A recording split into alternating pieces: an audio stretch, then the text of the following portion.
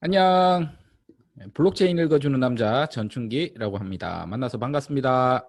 자, 오늘은 바야흐로 현금 없는 사회가 온다. 디지털 화폐에 관해서 오늘 알려드리도록 하겠습니다.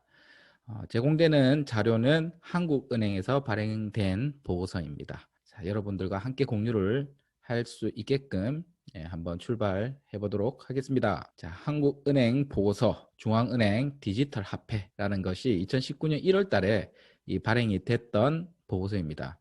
그래서 우리나라도 지금은 CBDC라는 FTF 팀을 구성을 했고요. 이 CBDC라는 게 무엇이냐면 전자적 형태로 발행되는 중앙은행 화폐라는 뜻입니다.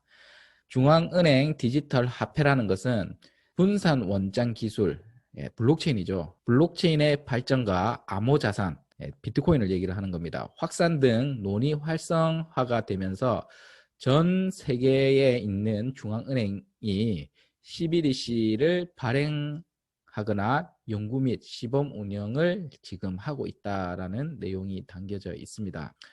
그러면 CBDC가 무엇인지, CBDC가 지금 앞으로 우리가 현금 없는 사회에 살아갈 텐데 그 형태가 CBDC가 될 거라는 것을 지금 얘기를 하고 있거든요. 그래서 CBDC가 무엇인지 한번 알아보도록 하겠습니다.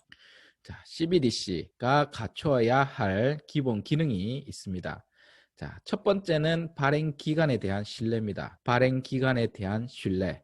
그 신뢰는 중앙정부죠. 정부와 중앙은행에서 발행하는 돈을 얘기를 합니다. 이 신뢰가 있어야 된다라는 거죠. 하지만은 이 신뢰를 중앙에서는 항상 지켜주지는 않는다라는 것을 우리는 알고 있습니다. 자, 두 번째는 법정화폐의 지위입니다. 법정화폐는 국가에서 강제 통용력을 가지고 발행하는 화폐를 얘기를 합니다.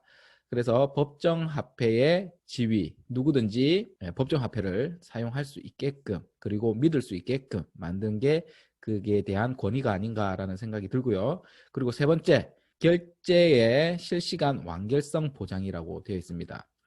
이중지불 문제, 위조 방지 문제, 해킹 문제죠. 이러한 문제들이 발생할 수가 있는데 그 결제를 하면서 실시간으로 결점이 없어야 된다라는 거죠. 완벽해야 된다라는 거죠. 왜? 이것은 신뢰 기반이고 돈이기 때문입니다. 자산이기 때문에 우리가 이게 복제가 일어난다라든지 이중지불 문제가 생긴다라든지 해킹이 당한다라든지 이렇게 된다면 이 모든 신뢰가 무너지기 때문에 아주 조심스러운 모양새입니다. 그리고 네 번째, 법령성입니다. 법령성은 여러 가지 목적으로 이용이 가능하다라는 뜻이에요. 뭐 소액 결제가 될 수도 있고요. 큰 거래 결제가 될 수가 있습니다. 은행 간의 거래가 될 수도 있고 개인이 상점에서 어디든지 사용을 할 수 있게끔 만든 게 법령성이라고 보시면 됩니다. 그리고 다섯 번째, 편의성입니다. 편의성은 디지털 화폐가 되면서 더 편리해졌죠. 하지만은 젊은 사람들에게는 많이 편리해졌습니다. 왜냐하면 전자기기에 익숙하기 때문입니다. 하지만 노인이나 시각장애인 등 사용하기에 불편을 끼칠 수가 있다는 거죠. 이러한 문제점이 실질적으로 유럽에서 나타나고 있는 현상이라고 얘기를 합니다. 그리고 어디서든 사용이 가능해야 됩니다. 어느 가맹점이라든지 내가 어디서 물품을 살 때 결제가 가능해야 되겠죠. 그래서 모든 가맹점들이 이 CBDC를 받아들일 수 있게끔 준비를 철저하게 해야 된다라는 것이 보고서 내용이고요. 그리고 사용 방법이 편리해야 됩니다. 우리가 디지털 화폐라고 하면 지금 카드도 디지털 화폐의 일종입니다. 지금 현금보다는 카드 사용 비중이 높아지고 있습니다. 그래서 모바일 결제, 페이를 많이 사용을 하고 있죠. 그렇게 하면서 편리해지기는 했지만은 아무나 다 모든 사람들이 사용을 하기에는 힘들더라라는 문제점이 생기고 있습니다. 그리고 마지막으로 여섯 번째, 사이버 공격의 복원력이라고 되어 있습니다. 중앙에서 관리하는 서버는 항상 해킹에 취약하다고 얘기를 했습니다. 그래서 신뢰성이 부족할 수가 있다라는 것이죠. 해킹에 취약하기 때문에 보안성에 많은 비용을 투자를 해야 되고요. 그렇게 비용을 투자한다고 해도 해킹이 안 될 거라는 그런 보장은 없다라는 거죠. 그래서 디지털 화폐가 발행되면서 아주 조심스럽게 우리가 접근해 봐야 되지 않나라는 생각이 듭니다. 이러한 모든 문제점을 CBDC라는 디지털 화폐가 가져야 할 기본 기능이라고 보시면 될 것 같습니다. 자, 그리고 2020년 1월 달에 발행된 보고서입니다. 최근 현금 없는 사회, 진정 국가들의 주요 이슈와 시사점에 대해서 얘기를 하고 있는데요.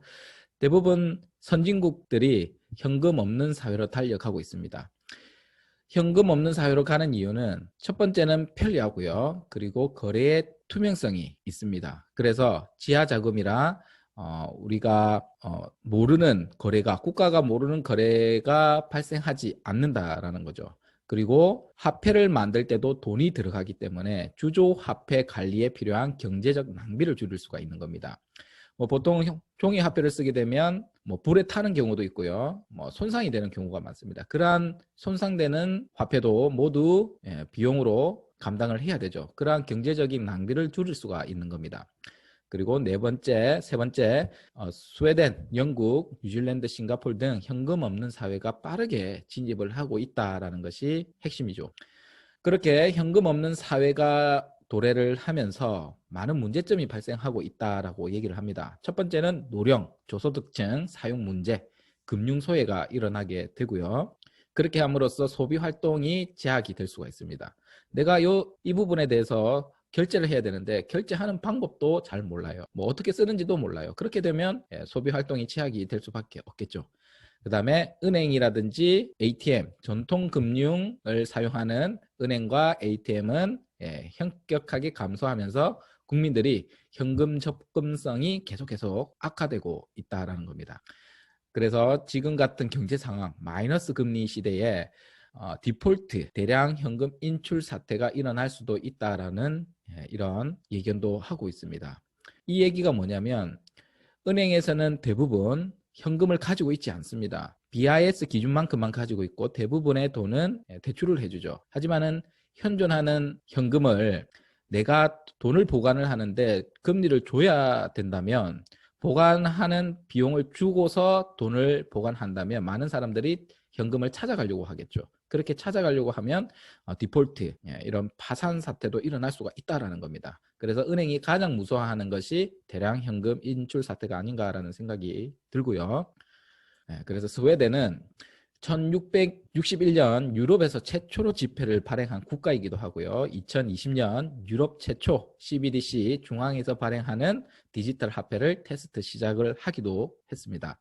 지금은 상점 현금 거래 비중이 약 13% 정도에 밖에 안 된다고 얘기를 합니다. 그래서 점점 현금 없는 사회가 급속도로 빨라지고 있는 국가다라는 것을 알 수가 있고요. 그리고 두 번째는 덴마크입니다. 덴마크는 2017년도 동전 지폐 제작을 중단을 했습니다. 왜? 사용하기에도 불편하고요. 동전을 만드는데도 비용이 많이 들어가는 겁니다. 인건비부터 제작 비용, 부자재 비용, 다양한 비용이 들어가기 때문에 일단은 동전 지폐 제작을 중단을 했고요. 현금 거래 의무제를 폐지 법안을 상정을 했습니다. 이 말은 현금 거래를 이제 더 이상 하지 못하게 하는 겁니다. 그만큼 발빠르게 현금 없는 사회로 가고 있다는 것을 알 수가 있고요. 그뿐만 아니라 현금을 거부할 수 있는 법안까지 발의를 했다고 합니다. 내가 상점을 운영을 하고 있는데 물건을 거래할 때 큰 현금 거래는 거부를 할 수 있다는 거죠. 그러면 더욱더 현금 거래가 힘들어지겠네요. 자, 싱가포르에서는 대중교통 요금까지 현금 결제를 금지하는 발표안을 발표하기도 했습니다. 자, 그리고 영국입니다. 영국은 은행 지정과 현금 인출기의 수가 급격히 감소를 하고 있고요. 현금 결제 비중이 현저히 낮아지고 있다고 합니다. 그리고 현금 없는 사회로 빠르게 진전을 하면서 영국도 많은 사람들이 현금 없는 사회로 지금 진입을 하고 있다는 것을 알 수가 있습니다. 대한민국도 동전 없는 사회로 만들겠다라고 발표가 되기도 했죠. 그래서 이제 현금 없는 사회가 되면서 문제점이 또 무엇이 있을까라는 것도 한번 생각을 해볼 필요가 있습니다. 디지털 화폐 시대에 우리는 어떤 문제점을 안고 살아야 될까요? 모든 돈이 디지털화 된다면 가장 큰 문제점은 모든 정보를 중앙에서 관리 감독을 할 수가 있다는 겁니다. 내가 어저께 무엇을 구매를 했는지, 어디를 다녀왔는지, 어떤 행위를 했는지 모든 것을 국가에서는 알 수가 있습니다. 통제가 가능한 거죠. 그래서 일거수일투족을 사생활을 침해를 할 수가 있다는 겁니다. 그래서 사람의 모든 인류의 역사를 통틀어 사람의 욕망에는 이러한 자유를 뺏기는 것을 싫어했습니다. 그래서 익명성이 있는 것이 사실 현금이었거든요. 그래서 미래에는 현금 역할을 하는 것이 익명성을 가진 비트코인이 될 것이다 라는 것이 전문가의 입장이기도 합니다. 자, 그래서 시티은행에서는 보고서가 발행이 되었습니다. 21세기 디지털 금이라고 하는 것이 비트코인이라고 얘기를 하는데, 그 내용을 보면 1970년대 금 시장과 일단은 비트코인이 매우 유사하다고 얘기를 하고 있고요. 그리고 자산 가치 보조 수단으로서 곽강을 받고 있다라는 거죠. 금도 마찬가지였습니다. 다양한 문제로 인해서 국가에서 발행하는 화폐가 늘어나게 되고요. 그렇게 함으로써 해지 수단으로서 역할을 하는 겁니다. 내 자산을 지키고 싶은 마음으로 화폐에서 금으로 옮겨갔다라는 거죠. 그와 같이 비트코인도 인플레이션 해지 수단으로서 곽강을 받는 겁니다. 중앙에서 발행하면 발행할수록 많은 돈은 팽창이 일어나게 되고, 그걸로 통해서 돈의 가치가 떨어지게 됩니다. 반면 상품의 가치는 올라가게 돼요. 그것을 우리는 인플레이션이라고 하는데, 인플레이션을 방어할 수 있는 방법이 금이었다라는 거죠.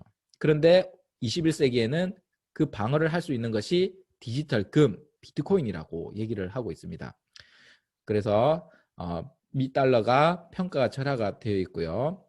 그러한 신뢰가 붕괴되면서 우리가 좀 더 신뢰를 하고 우리가 인플레이션을 방어할 수 있는 그런 수단이 비트코인이다라는 것을 우리는 알 수가 있습니다. 전문가 의견이기도 하고요. 이 내용은 여러분들이 참고를 하시면 좋을 것 같고요. 참고를 하시고 모든 선택은 여러분들의 책임이 따른다는 것을 알려드리면서 이 시간 바야흐로 현금 없는 사회로 가고 있다라는 이 시간을 마치도록 하겠습니다. 감사합니다. 제 내용이 좋으셨다면 구독과 좋아요 부탁드리겠습니다. 안녕.